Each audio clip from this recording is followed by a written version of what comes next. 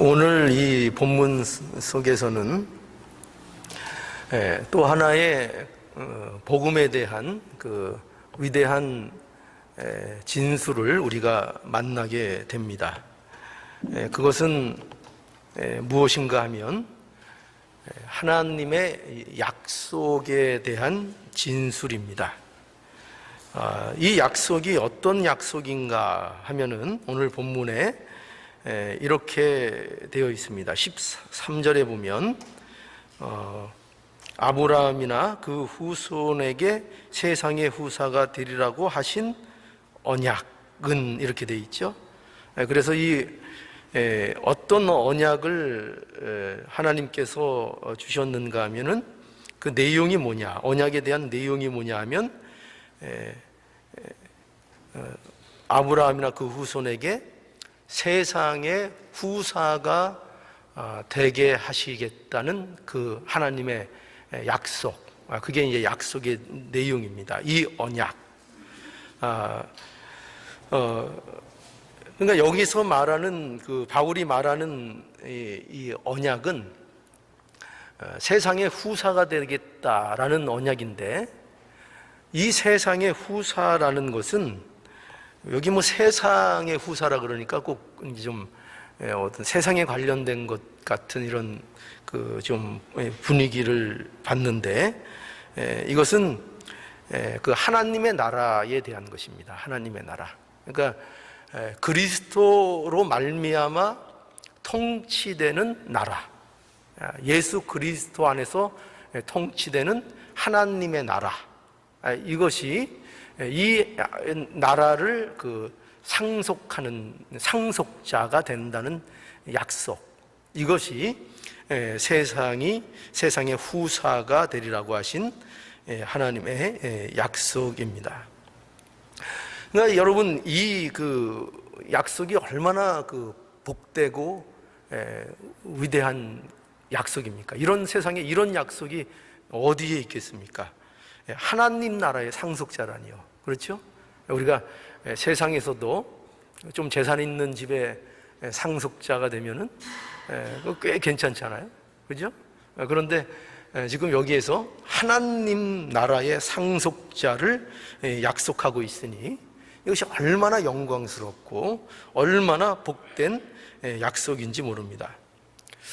그러니 우리가 성경을 대할 때마다, 성경을 펼칠 때마다 우리는 사실 이 사실로 인해서 우리가 놀라야 하는 겁니다. 그죠?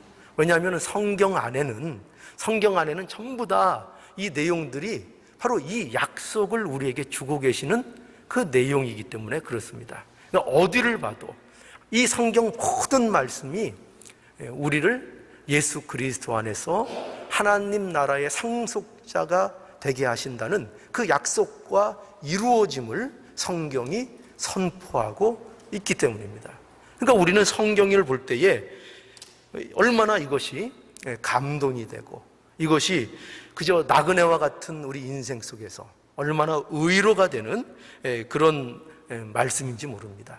그러니까 사실 신자는 성경 속에서 이 감동과 이 감격을 맛볼 수 있는 것이 성도의 은혜라고 말할 수 있겠습니다. 그러니까 나같이 부족한 것, 그렇죠? 나같이 모자란, 이렇게 결점 많고 그야말로 곰곰이 아무리 생각해봐도 내 자신은 결점투성이잖아요. 그렇지 않습니까? 이런 얘기할 때는 누구한테 시선을 둬야 될지 모르겠어요. 그래서 제가 이렇게 먼 산을 보면서 우리가 늘 보지만 내 자신을 보면은 그저 결점을 다 이렇게 종합적으로 모아둔 것 같은 그런 부족하고 연약한 그런 자인데, 세상의 성경에는 어떤 약속이 되어 있느냐? 그럼에도 불구하고 하나님의 나라가 약속되어 있다는 거예요. 그럼에도 불구하고 하나님의 나라의 상속자로 하나님께서 약속하고 있다는 이 사실을 우리는 성경에서 발견하고 참으로 감격하지 않을 수 없습니다. 그런데 말이죠. 그런데 더 놀라운 게 있어요. 그게 뭔가 하면 이 하나님의 놀라운 약속, 이 영광스럽고 복된 약속이 어떻게 우리에게 약속된 것이냐 할 때 성경은 뭐라고 증언하고 있는가 하면은 이것이 율법으로 된 게 아니래요. 그러니까 율법이 아닌 믿음으로 말미암아 이 약속이 이루어졌다고, 이 약속이 되어진 것이라고 우리에게 말씀하고 있는 겁니다. 그러니까 오늘 본문에서 바로 바울이 말하려고 하는 그 복음에 대한 위대한 준술이 바로 이거예요. 뭐라고요? 하나님이 우리에게 약속하셨어요. 하나님의 나라의 상속자로 삼으시겠다고, 또 상속자가 될 것이라고 약속하셨어요. 근데 그 약속이 무엇으로 약속하신 거라고요? 바로 율법 아래서 약속하신 것이 아니라 우리를 믿음 아래서, 믿음으로 이것을 약속해 주셨다는 것, 이것이 우리에게 바울이 그렇게 증거하고 싶은 복음이 복음된 중요한 진리의 내용인 것입니다. 자, 그러면은 여러분 생각해 보시죠. 이 복음의 진술, 이 바울이 말하고 있는 이 복음의 진술이 오늘날 왜 그렇게 우리에게 강조되고 있어야 하는가? 그것은 어떤 이유 때문에 이것이 우리에게 항상 강조되어져야 하는가 하면은, 복음이 전해질 때에는 반드시 인간 쪽에는 두 가지의 이끌림이 나타난다는 거예요.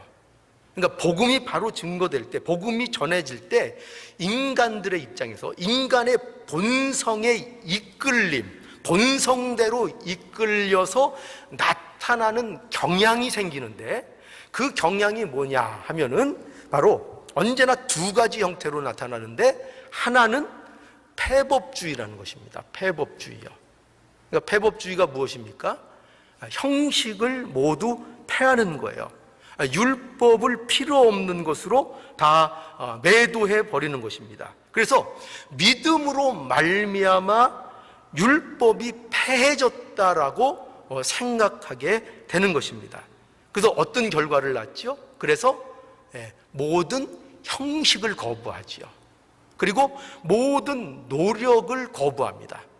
그래서 이것이 더 심해져서 극단적으로 가면 어떻게 되는가 하면은, 예수 믿고 구원받았으니 우리는 더 이상 신앙적으로 노력할 필요가 없다.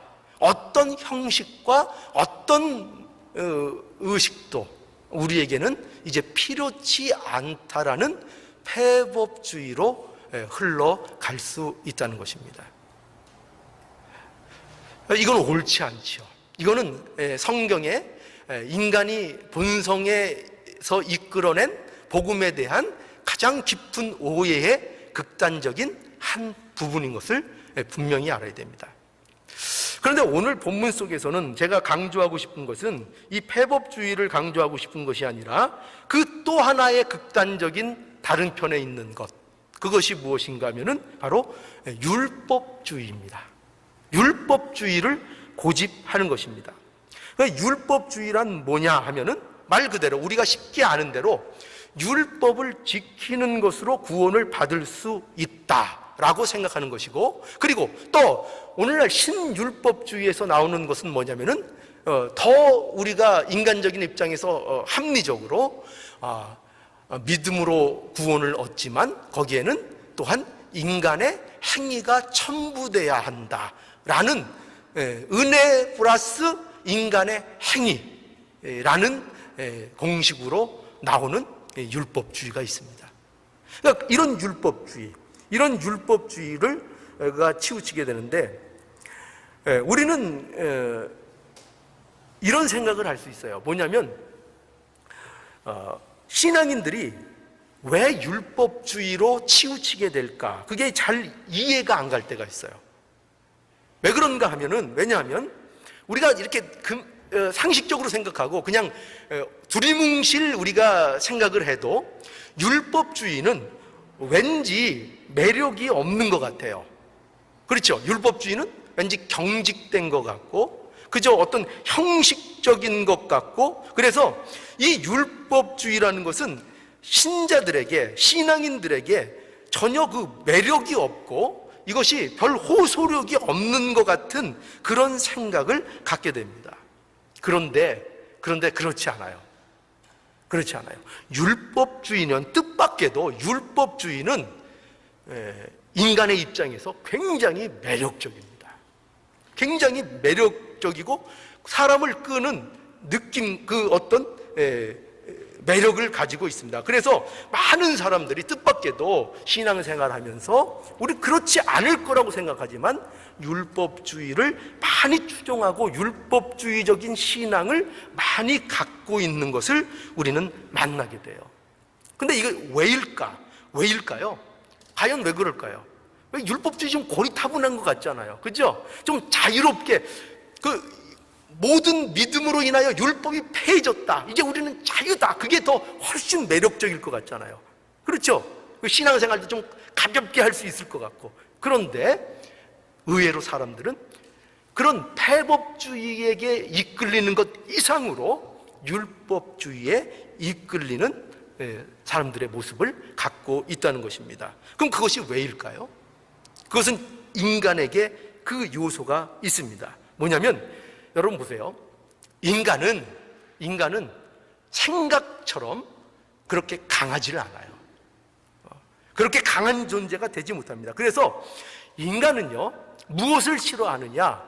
불확실한 것을 별로 좋아하지 않아요.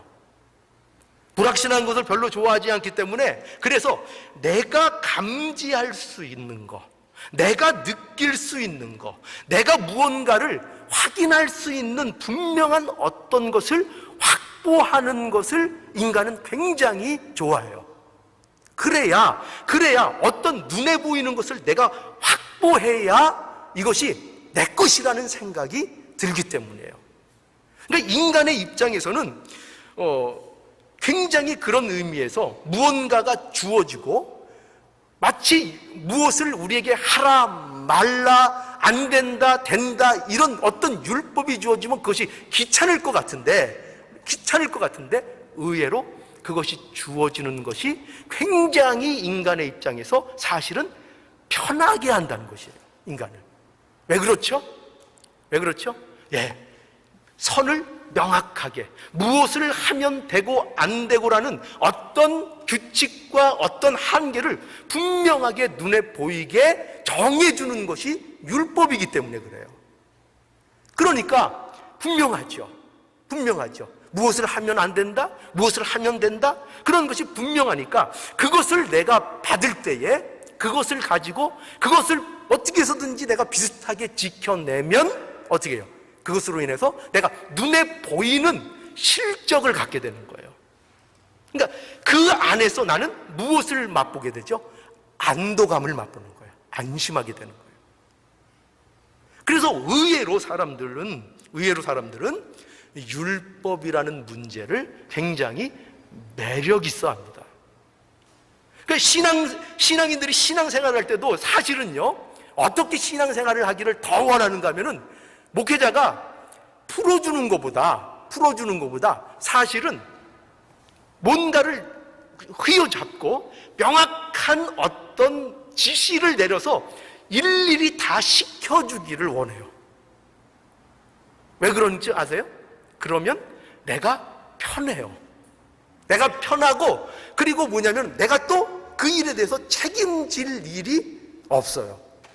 그러니까 우리는 신앙생활도 어떻게 하는 게 편한가 하면은 뭔가를 분명하게 집어줘서 이건 해라, 저건 하지 마라, 이렇게 갖다가 마치 어린아이에게 반찬을 해서 생선을 골라서 숟가락에 얹어서 입에 넣어줘야지 편한 것처럼 그렇게 신앙생활도 하기를 원합니다.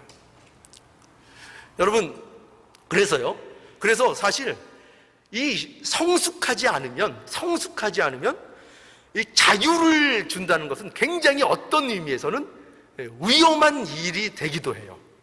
위험한 일이 되기도 합니다. 그래서 우리가 쉽게 볼 수 있죠. 예를 들어서 미숙한 사람일수록 미숙한 사람과 성숙한 사람, 이 사람이 진짜 실력이 있는 사람이냐 없는 사람이냐를 판단할 수 있는 중요한 잣대가 뭐냐, 어떻게 하면 그것이 드러나느냐 하면은 그 사람에게 자유를 줘보면 알아요. 자유.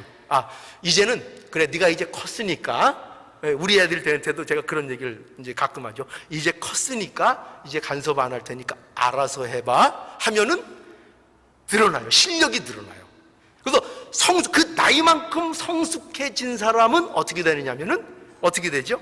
그러면은 자유를 주면은 오히려 그 자유 안에서 더 나은 방향으로 나가요.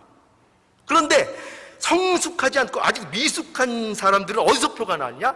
자유를 주면은 거기에서 더 개판이 돼버리죠. 그죠? 자유를 주면은 더 거기에서 엉망이 돼버려요. 그렇지 않아도 개판이었는데 자유를 줬더니 개가 2마리로 늘었어요. 그런 모습이 된다는 거예요. 그러니까 인간은 아는 거예요. 인간은 자기의 어떤 그런 모습을 아는 거죠. 연약함. 그래서 어떻게 되기를 더 원한다고요? 통제받기를 더 원해요. 인간은. 그래서 인간이 여러분 센 것 같지만요, 여러분 이런 것 제가 여러분들에게 말씀드리는 이것을 어떤 식으로 여러분들이 적용할지는 모르겠지만, 여러분들이 만약에 그 어떤 이단 같은 성격을 띤 교회나 어떤 단체에 가면은 그런데 나타나는 특징 중에 하나, 다 그런 건 아니지만 굉장히 지도자들이 카리스마가 있어요. 카리스마가 있어서, 그래서 여러분 인간이 센 것 같아도요, 앞에서 카리스마 있는 한 지도자가 이거다라고 명확하게 외치고 그것에 대해서 가르치면 대부분 모든 사람들은 따라가게 돼 있어요. 그게 맞냐 틀리는 거는 두 번째 문제예요. 그러니까 얼마나 인간이 그런 면에서 영적으로 연약한가 하면은 앞에서 인도하는 자가, 왜냐하면 자기가 무엇이 옳은가에 대한 명확한 해답을 갖지 않고 있지 않으면 누군가가 강하게 주장하면 그 강하게 주장하는 만큼 거기에 다 따라가게 돼 있어요. 슬금슬금 아닌 것 같은데 네 하면서 어떻게 해요? 마땅히 다른 대안이 없으니까요. 마땅히 제가 아는 게 없으니까요. 마땅히 자기 안에 가진 진리가 없으니까요. 그러니까 어떻게 한다고요? 따라가는 거예요. 여러분 안 그런 것 같죠? 여러분들이 안 그런 것 같죠? 거기에서 벗어나기가 힘들어요. 여러분 왜 여러분 그 이단 단체에서 왜 여러분 아시죠? 뭐죠? 단체로 이렇게 자살하는 그런 사건들이 많이 일어나죠? 여러분 같으면은 그거 안 할 것 같죠? 그 자리에 가가지고 그 집단 안에 들어가 있으면 안 할 것 같죠? 여러분들이 그 자리에 들어가서 그 분위기에 휩쓸리면 여러분들도 똑같이 다 따라합니다. 여러분들이 뭐 굉장한 분별력을 갖고 있는 것 같아도 그렇지 않아요. 그렇지 않습니다. 사람은 그냥 넘어갑니다. 넘어가게 돼 있어요. 그래서 제가 강조하는 게 뭐냐면 그만큼 인간은 율법주의에 약하다는 거예요. 사실은 명확한 어떤 지침에 대해서 그만큼 약하다고 얘기하고 있는 겁니다. 그래서 신자들의 입장에서는 바라는 것이 뭔가 하면, 아까도 말씀드렸지만 무언가를 정해주면 그것이 좋겠다고 이렇게 생각하고, 구원의 문제에 있어서도 사람은 이와 같은 인간의 본성적으로 구원의 문제도 접근하기를 좋아합니다. 그래서 뭐가 있으면 좋겠다고 생각한다고요?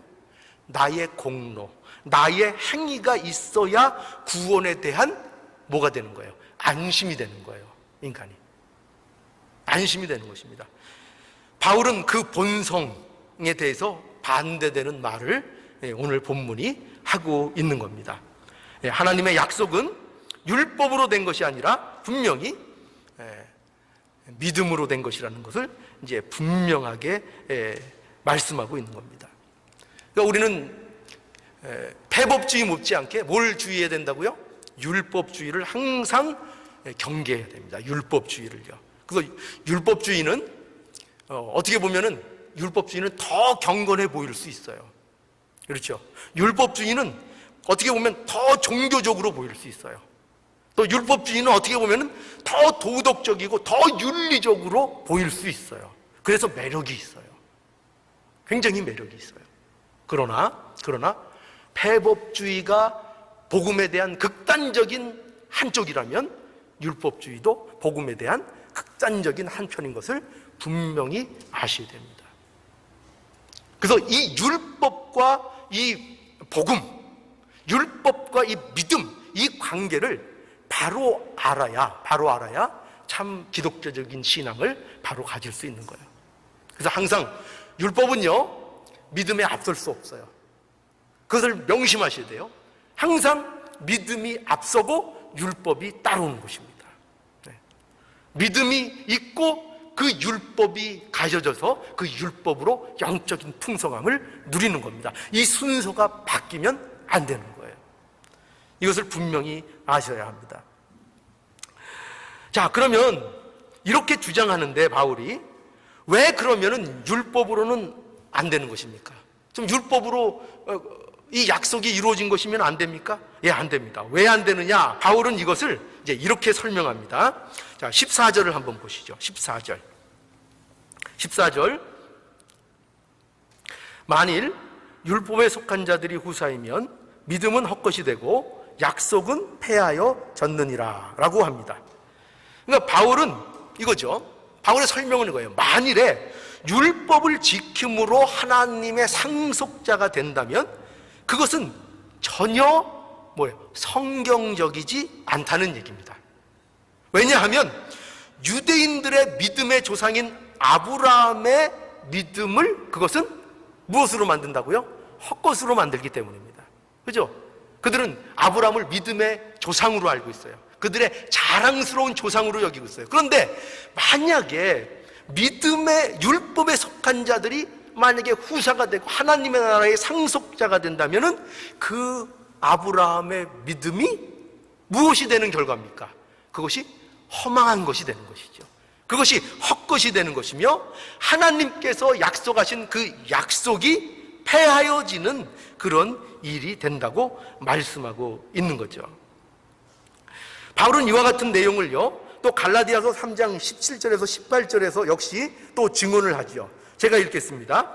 내가 이것을 말하노니 하나님의 미리 정하신 언약을 430년 후에 생긴 율법이 없이 하지 못하여 그 약속을 헛되게 되지 못하리라. 만일 그 유업이 율법에서 난 것이면 약속에서 난 것이 아니니라. 그러나 하나님이 약속으로 말미암아 아브라함에게 은혜를 주신 것이라. 분명히 얘기하고 있죠. 그러니까 무엇을 얘기하고 있습니까? 역사, 이스라엘의 역사를 봐도 증명이 된다는 거예요. 율법이 언제 나왔다고요? 네, 아브라함을 하나님께서 의롭다고 칭한 후 430년이 지나서야 율법이 등장을 했다고요. 그러니까 이러한 역사적 증거도 무엇을 얘기한다? 네, 바로 율법으로 아브라함이 의롭게 된 것이 아니고 하나님의 후사가, 하나님 나라의 상속자가 된 것이 아니고 오직 믿음으로 된 것이다 라는 것을 역사적인 증거로도 우리에게 보여주고 있는 겁니다. 그러니 율법에 속한 자들이 후사가 되는 것은 성경이 지지하는 것이 아니다, 하나님의 뜻이 아니라는 것을 이제 바울은 이제 분명하게 전하고 있는 겁니다. 자, 이것이 첫 번째 어떻게 보면 이유일 수 있어요. 왜 율법으로는 안 되느냐 할 때는 그 율법으로 상속자가 되면은 뭐가 헛것이 된다고요? 아브라함의 믿음이 헛것이 되고 하나님이 하신 약속이 그것이 폐해지는 것이기 되기 때문에 율법으로는 안 된다. 그것이 첫 번째 얘기였고, 이제 두 번째를 또 바울이 강조하는데 뭐냐면은 하나님의 약속이 율법으로 되지 않는 또 하나의 중요한 이유를 바울은 이제 무엇으로 들고 있는가 하면은 율법의 본질적인 문제로 설명을 합니다. 자, 15절에 한번 보세요. 15절. 자, 15절. 율법은 진노를 이루게 하나니 율법이 없는 곳에는 범함도 없느니라. 여기에서 율법이 진노를 이룬다라는 말씀은요, 율법이 정죄와 심판을 부른다는 얘기입니다. 왜 그렇죠? 왜 정죄와 심판을 부릅니까? 율법은 판단의 기준이죠. 그렇지 않습니까? 율법은 판단의 기준이에요. 그래서 율법은 무슨 일을 하는가 하면은 항상 율법을 갖다 대면은 율법은 이거를 얘기하는 거예요. 뭐냐면 했냐 못했냐, 지켰냐 못 지켰냐, 맞냐 틀리냐, 항상 율법은 그걸 물어봐요. 항상 그것을 물어보고 따집니다. 그래서 율법의 기능이 뭐냐면은, 율법의 기능은 죄를 드러내는 거예요. 죄를 드러내서 죄가 죄인 것을 나타내고 드러내는 게 율법이라고 말하고 있는 것입니다. 그러니까 율법은 모든 사람을요, 그런 의미에서 율법은 모든 사람을 어떻게 만듭니까? 죄인으로 만들어버립니다. 그러니까 율법 앞에 서면 모든 사람이 죄인이 돼버려요. 그래서 우리가 율법은 우리가 얼마나 은혜가 필요한 자들인가를 이 율법이 깨닫게 하는 기능을 가진 거죠. 마치 거울처럼요. 거울을 봄으로 통해서 내 얼굴에 어떤 흠이 있고 어떤 모양이 있는가를 살펴보는 것처럼 율법은 그런 기능을 갖고 있다는 것입니다. 율법이 이런 기능을 갖고 있는데, 그러나 율법은 뭐를 하지 못합니까? 율법은 구원을 우리에게 줄 수 없습니다. 왜 그럴까요? 율법의 문제일까요? 아니요. 율법의 문제가 아닙니다. 무엇의 문제인가 하면은 인간의 문제입니다. 인간이 율법을 온전히 지킬 수 없기 때문입니다. 그러므로 율법으로는 하나님의 나라의 상속자가 될 수 없는 것이 분명해지는 거죠. 여러분, 그래서 우리가 생각해 봐야 될 게 뭐냐면, 이 말씀 속에서 율법만 가지게 되면요, 믿음이 아닌 믿음 안에서 율법을 이해하지 못하면요, 믿음 안에서 율법을 이해하지 못하면 율법만 가지게 되는데, 그 율법만 가지게 되면 그것은 끝없는 시비와 끝없는 분란만을 일으키는 일이 되는 것입니다. 그래서 믿음이 없이 율법을 가질 수 있어요. 그렇죠? 믿음이 없이 율법을 가질 수 있습니다. 율법은 누구에게 필요한가 하면, 그런데 정작 믿음이 있는 자들에게 율법이 필요하다는 것을 알아야 됩니다. 왜냐고요? 율법의 본질, 율법이 무엇인가, 율법의 자리, 율법의 가치는 반드시 믿음을 전제할 때에 그것을 바로 알게 되기 때문입니다. 그러니까 그 믿음이 전제되지 않고 율법만을 가지고 있게 되면은 그때부터 뭐가 된다고요? 그것이 온갖 판단의 기준이 되고, 남을 정죄하는 기준이 되고, 나는 저 사람보다 낫다는 우월감의 잣대가 되기 시작합니다. 그것이 믿음 없이 율법만 가지고 있을 때 그렇게 된다는 것이죠. 그래서 믿음이 먼저 있고 율법이 있다는 것을 분명히 알아야 합니다. 율법이 필요 없는 것이 아닙니다. 그 믿음 아래 율법이 따라와야 하는 것입니다. 무엇을 위해서요? 신자의 삶의 풍성함을 위해서요. 그 율법이 있어야 하는 겁니다. 자, 그러나 율법으로는 안 됩니다. 뭐가 안 되죠? 하나님 나라의 후사가 되는 것은 분명히 안 됩니다. 자, 그리고 이 왜 율법으로 안 되는가를 설명하고, 이제 바울은 왜 믿음으로만 돼야 되는가 하는 것을 이제 바울이 진술을 합니다. 16절을 보시죠. 16절. 자, 16절 보시겠습니다. 그러므로 후사가 되는 이것이 은혜에 속하기 위하여 믿음으로 되나니, 이는 그 약속을 그 모든 후손에게 굳게 하려 하심이라. 율법에 속한 자에게 뿐 아니라 아브라함의 믿음에 속한 자에게도니, 아브라함은 하나님 앞에서 우리 모든 사람의 조상이라. 자, 이제 바울이 결론을 내리고 있는 것을 보게 됩니다. 굉장히 위대한 결론이죠. 이 결론을 주의 있게 보면은 참으로 이것은 복된 결론이라고 말할 수 있습니다. 하나님께서 믿음으로 후사가 되게 하신 이유가 무엇인가를 우리에게 알게 해주는데, 그 이유가 뭐라고요? 그 이유가 뭐냐면 후사가 되는 이것이 뭐라고요? 왜 믿음으로 되게 했다고요?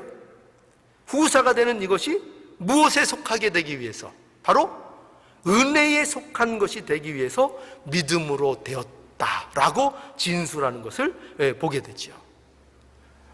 굉장한 말씀이죠. 여러분, 은혜가 뭐죠? 은혜가 뭡니까? 은혜는 받을 만한 자격이 없음에도 불구하고 베풀어지는 호의요, 사랑이요, 긍휼이 은혜인 것입니다.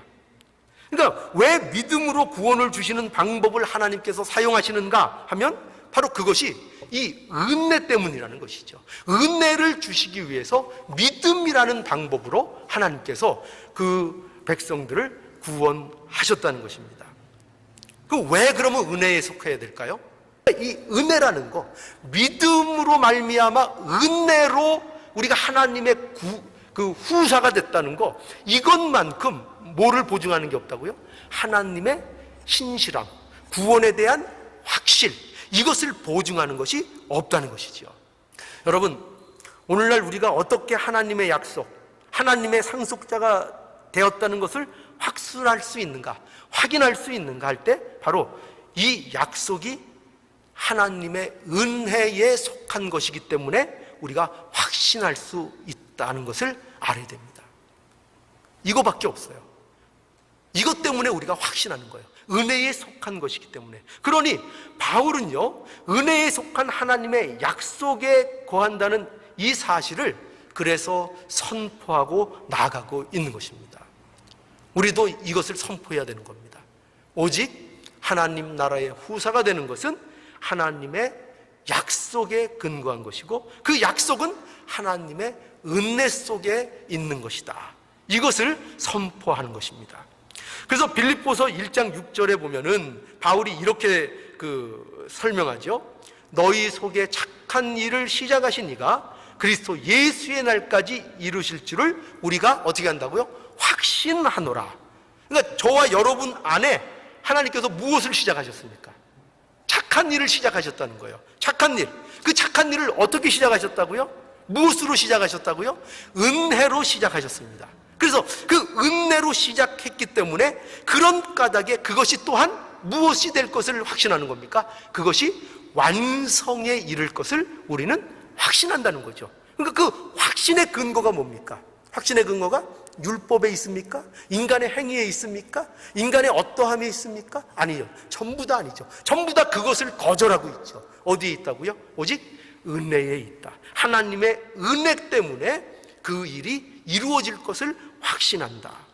여러분, 또 로마서 8장 38절에서 39절에 보면 여기에도 바울이 고백하고 있습니다. 내가 확신한다. 예, 이렇게 먼저 시작하고 있어요. 뭘 확실해요? 예, 하나님의 나라의 후사가 될 것을 내가 확신한다. 확신한다. 어떻게 확신하는가? 우리 주 예수 그리스도 안에 있는 하나님의 사랑에서 우리를 끊을 수 없다. 그 무엇도. 그러면서 무엇도 끊을 수 없다. 여러 가지 됩니다. 사망이나 생명이나 천사들이나 권세자들이나 현재일이나 장래일이나 높음이나 능력이나 높음이나 기쁨이나 다른 아무 피조물이라도 우리를 우리 주 그리스도 예수 안에 있는 하나님의 사랑에서 끊을 수 없느니라.